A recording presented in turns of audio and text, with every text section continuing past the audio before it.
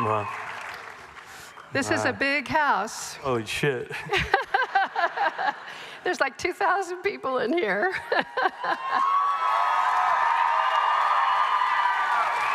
Thank you. So you and I have talked a few times over the years, but I thought we'd go back to the very beginning, to Kenosha, Wisconsin. And your mother cut hair, and you moved to Virginia Beach with your construction painter father. Is that all right? That's the truth. And were they supportive of your artistic leanings? Yeah, they were very supportive, even though they were probably very frightened. They were very supportive of me, especially my mom and dad, Frank and Marie Ruffalo. My other family, my more extended family, was not. They told me, "You're crazy. No one ever makes it in that business." And yeah, but my mom and dad really came through, were really beautiful. So you moved to San Diego, and you just recently had you were on the Hollywood Walk of Fame. You got a star. And did that feel good? That felt really good. It felt way better than I'd ever imagined it feeling. I ended up on Hollywood Boulevard literally in 1986 when I was 18 years old to start the Stella Adler Conservatory.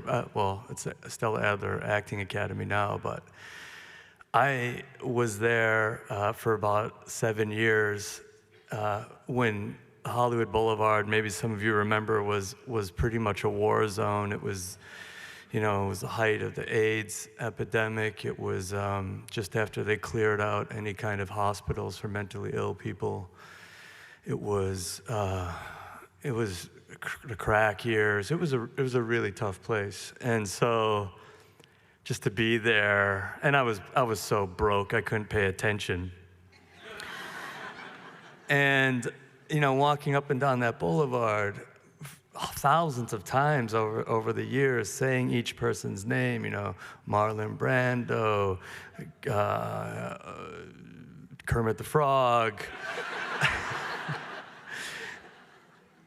It was in me, but it was so far away from anything that I'd ever imagined happening. I mean, I would have just been happy just to, just pay my way, my rent, being an actor. How did you support yourself?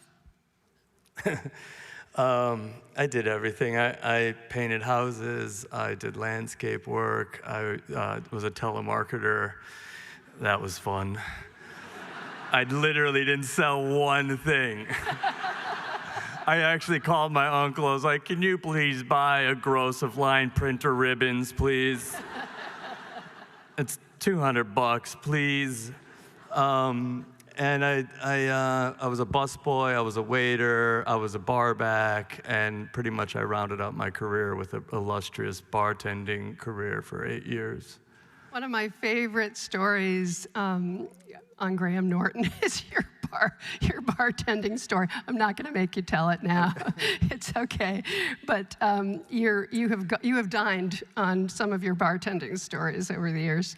You made about 11 small features before Kenneth Lonergan cast you in You Can Count on Me, opposite Laura Linney, which is a brother-sister drama that broke my heart, like it did a lot of people.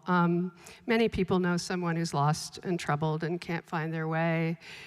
What did you learn about acting from Kenneth Lonergan? You started in the theater with him.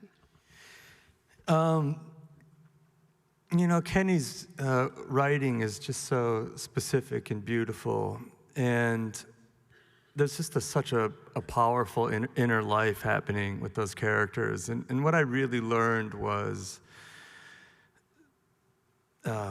just to be present and to sort of act moment to moment and to let yourself sort of fill out the dialogue that you're saying. You know, let it really like go through the process of thinking it and feeling it and letting it come out.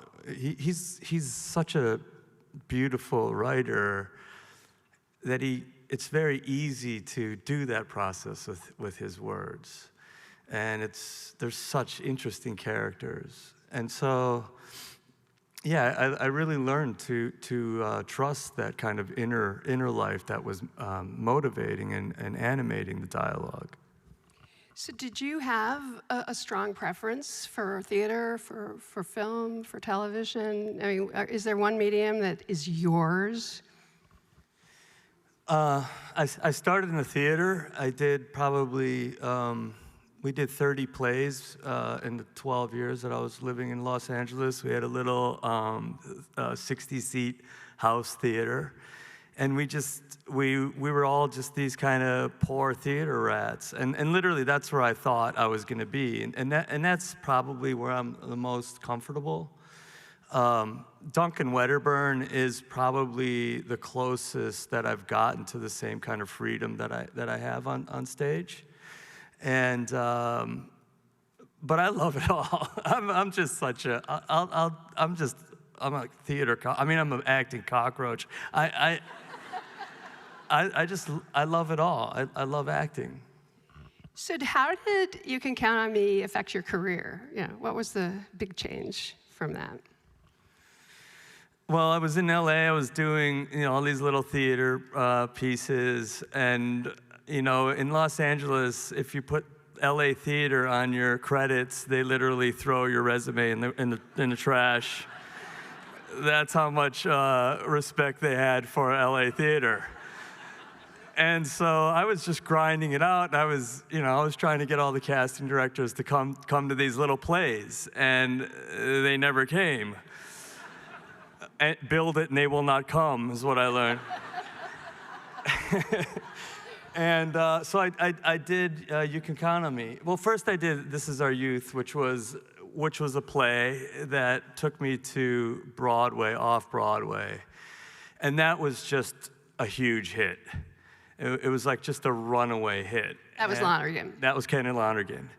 And that really opened up a lot of doors, but when I did You Can Count on Me, it just, everything kind of exploded for me at that moment. And you have this, if you're lucky, like I am, you get this moment where you have a role that so speaks to you and is at a particular time in your life, and you understand it so deeply, and the world responds to it in the same kind of animated way and loving way, and that I was lucky to have that. You were like 33. Yeah. Well, let's look at a clip from You Can Count on Me, Okay. and from David Fincher's serial killer thriller, Zodiac.